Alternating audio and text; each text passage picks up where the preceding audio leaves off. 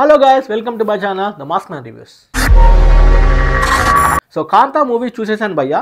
So ఈ movie చూడగానే నాకు ఏమనిపించిందో సింపుల్గా స్ట్రేట్గా చెప్పేస్తాను. Let's go.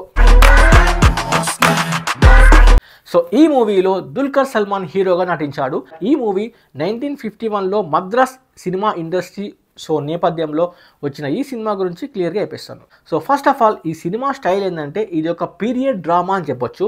అండ్ ఎట్లా అంటే 1951లో సినిమా ఇండస్ట్రీ ఎలా ఉందో చూపించడమే ఈ స్టోరీ అనమాట. ఇందులో హీరో దుల్కర్ సల్మాన్ స్టార్ అనమాట. సో అందులో అహంకారం, స్టైల్, యాటిట్యూడ్ అన్నీ చూపించాడు. సో స్టోరీ ఏంటంటే ఆ కాలంలో ఉన్న పెద్ద హీరో మన మహాదేవన్ దుల్కర్. సో మన హీరో దుల్కర్ సల్మాన్కి ఒక డైరెక్టర్ ఉంటారు. ఆ డైరెక్టర్ పేరు సముతరకని అనమాట. సో ఆయనతో కొన్ని ఈగో వల్ల ఇష్యూలు జరుగుతుంటాయి, క్లాషెస్ జరుగుతుంటాయి. సో ఈ ప్లాట్లో రన్ అవుతుంది. మన హీరో దుల్కర్ సల్మాన్ అప్పట్లో టీకే మహాదేవన్ అనే పాత్రలో పోషించిన ఒక స్టార్ అనమాట. సో ఈ హీరోతో వర్క్ చేసే డైరెక్టర్తోనే కొన్ని ఈగో ఫ్లాషెస్లు గొడవలు అవుతుంటాయి. సో ఇదే మెయిన్ డ్రైవ్ అనమాట స్టోరీకి. సో ఫస్ట్ హాఫ్లో వీళ్ళిద్దరి మధ్య జరిగే ఈగో క్లాషెస్ ఇంకా సినిమాలో జరిగే సో ఫస్ట్ హాఫ్లో వీళ్ళిద్దరి మధ్య ఈగో వల్ల వచ్చే క్లాషెస్ ఇంకా సినిమా సెట్లో జరిగే రచ్చ ఇవన్నీ చాలా బాగా చూపించారు. సెకండ్ హాఫ్లో మాత్రం స్టోరీ కొంచెం మిస్టరీ వైపు వెళ్తుంది. ఒక హత్య ఇంకా దాని ఇన్వెస్టిగేషన్ ఎవరు చేశారు అనే కోణంలో స్టోరీ కొంచెం థ్రిల్లింగ్గా వెళ్తుంది. సో పర్ఫార్మెన్స్ విషయానికి వస్తే డిక్యూ సల్మాన్ గారు ఒక సీరియస్ లుక్ కానీ, అతని స్టాండ్ అవుట్ కానీ, ఎమోషన్స్ కానీ, ఒక స్టార్లో ఉండే అహంకారం కానీ, అతని యాటిట్యూడ్ కానీ, సో ఇవన్నీ చాలా బాగా చేశాడు, చాలా క్వాలిటీగా చేశాడు. ఇవన్నీ చూశాక నాకు ఏమనిపించింది, డిక్యూ సల్మాన్ గారిది అన్ని ఫిలిమ్స్ కంటే ఇది ఒక బెస్ట్ పర్ఫార్మెన్స్ అనిపించింది. అతను తీసిన సినిమాల్లో కంటే ఆ కెరీర్ బెస్ట్ పర్ఫార్మెన్స్ అనిపించింది. సో నాకు పర్సనల్గా డిక్యూ సల్మాన్ చేసిన ఇంతకుముందు మూవీస్ ఉంటాయి కదా, బ్యాక్ మూవీస్, అవన్నిట్లో కంటే నాకు అన్నిట్లో పెద్ద యాక్టింగ్ అంత పర్ఫార్మెన్స్ నాకు అంత ఏమనిపించలేదు. కానీ ఇందులో మాత్రం అన్ని మూవీస్లో కంపేర్ చేసుకుంటే ఇది చాలా బెస్ట్ పర్ఫార్మెన్స్ అని అనిపించింది. Okay, next Samuthirakani. ఈయన డైరెక్టర్ రోల్లో ఇతనికి ఒక డైరెక్టర్ రోల్ ఇచ్చారు కదా. సో ఆ డైరెక్టర్ రోల్లో చాలా క్లియర్గా, చాలా క్లారిటీగా చేశాడు అనమాట. పర్ఫార్మెన్స్ చాలా బాగా చేశాడు. So I mean to say చాలా న్యాచురల్గా చేశాడు, చాలా రియలిస్టిక్గా న్యాచురల్గా చేశాడు. సో ఎట్లా అంటే మన హీరోకి, డిక్యూ సల్మాన్కి ఇంకా ఈ డైరెక్టర్కి ఉన్న మధ్యలో ఉన్న సీన్స్ కానీ, రోల్స్ కానీ అవన్నీ, సో ఈ రెండే ఈ మూవీకి కొంచెం బలం అని చెప్పొచ్చు. So next Bhagyashri Borse. So తన క్యారెక్టర్, తన రోల్లో ఈమె చాలా చాలా డీసెంట్గా చేసింది. సో ఈ మూవీలో తనకి పెద్ద స్కోప్ ఏం లేదు, పెద్ద స్కోప్ ఉన్న రోల్ ఏం కాదు, కానీ చేసినంత వరకు బాగానే చేసింది. నెక్స్ట్ మన రానా దగ్గుపాటి ఒక ఇన్వెస్టిగేటర్ రోల్లో వచ్చాడు. మంచిగా చేశాడు. 1950లో ఉండే స్టైల్లో ఉన్నట్టుగానే కనిపించాడు. స్టైల్ బాగానే ఉంది, కానీ 1951లో ఉండే సెటప్తో ఒక కాంట్రాస్ట్ లుక్తో కనిపించినట్టే ఉంటుంది. నెక్స్ట్ ఫీలింగ్, ఆ మూవీ చూసిన తర్వాత ఫీలింగ్ ఎలా ఉంది అంటే 1950 కాలం ఎలా ఉంటుంది, అండ్ ఆ కాలంలో లైటింగ్ కానీ, సెట్లు కానీ, కాస్ట్యూమ్స్ కానీ, కెమెరా, సో ఇవన్నీ చాలా రియలిస్టిక్గా చూపించారు అనే ఫీలింగ్ వచ్చింది. సో ఐ ఫీల్ సినిమా మొత్తం ఒక స్లో బర్న్ స్టైల్ అనమాట. అంటే సినిమా అంతా చాలా స్లోగా అన్ఫోల్డ్ అవుతుంది. ఖచ్చితంగా పేషెన్స్ ఉన్న వాళ్ళకు చాలా బాగా నచ్చుతుంది, పేషెన్స్ లేని వాళ్ళకు అంతగా నచ్చకపోవచ్చు. సో ఈ మూవీ నచ్చాలంటే పేషెన్స్ ఉండాలమ్మా, పేషెన్స్ ఉన్న వాళ్ళకు ఖచ్చితంగా నచ్చుతుంది అనమాట. పేషెన్స్ లేని వాళ్ళకు అస్సలు నచ్చదు.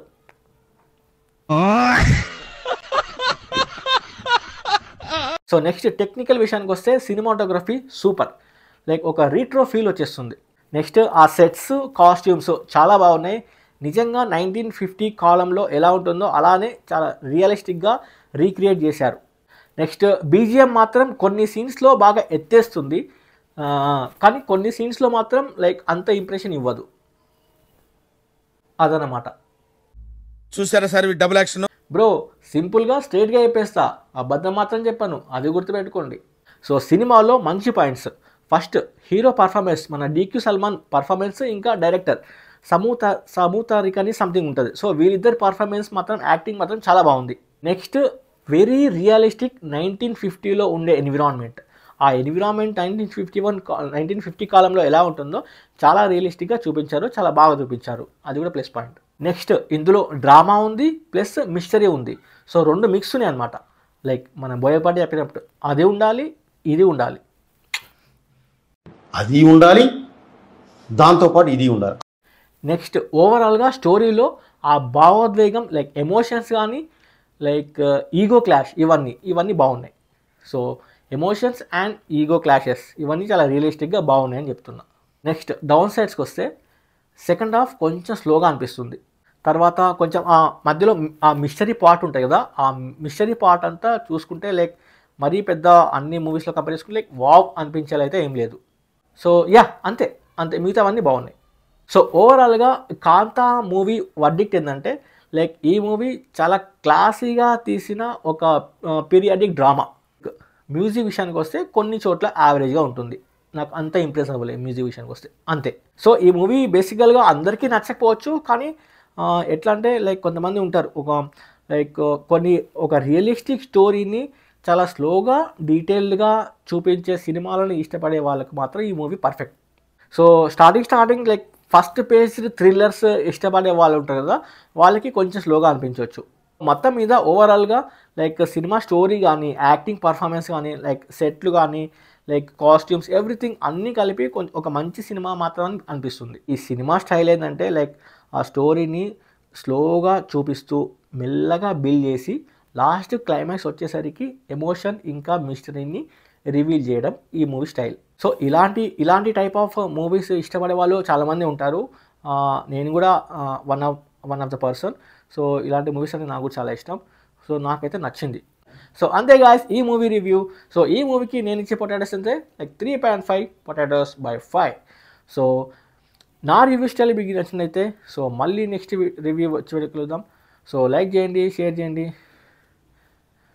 సో నా రివ్యూ స్టైల్ మీకు నచ్చినైతే లైక్ చేయండి, షేర్ చేయండి, సబ్స్క్రైబ్ చేయండి.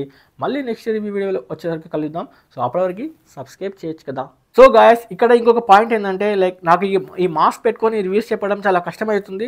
సో తర్వాత మీరు మీరు కానీ సపోర్ట్ ఇస్తే లైక్ చేసి, షేర్ చేసి, సబ్స్క్రైబ్ చేసి నా ఛానల్ కొంచెం ముందు తీసుకెళ్తే తర్వాత నేను ఈ మాస్క్ లేకుండా కూడా రివ్యూ చెప్పే స్టైల్ మీ ముందుకు వచ్చేస్తాను. సో అది ఎప్పుడనేది తెలియదు. సో అదంతా మీరు సపోర్ట్ చేసేదాన్ని బట్టే ఉంటుంది. సో మీరు సపోర్ట్ ఇస్తే నా ఛానల్ కొంచెం ముందుకు వెళ్తే నేను తర్వాత మాస్క్ తీసేసి రివ్యూస్ చెప్పగలుగుతా. సో నాకు ఆ డేనెస్ వస్తుంది. It's not a dayness but it's a freeness, right? So please I hope you understand. So please like, share and subscribe. కొంచెం నా ఛానల్ని సపోర్ట్ చేయండి. Right, bye.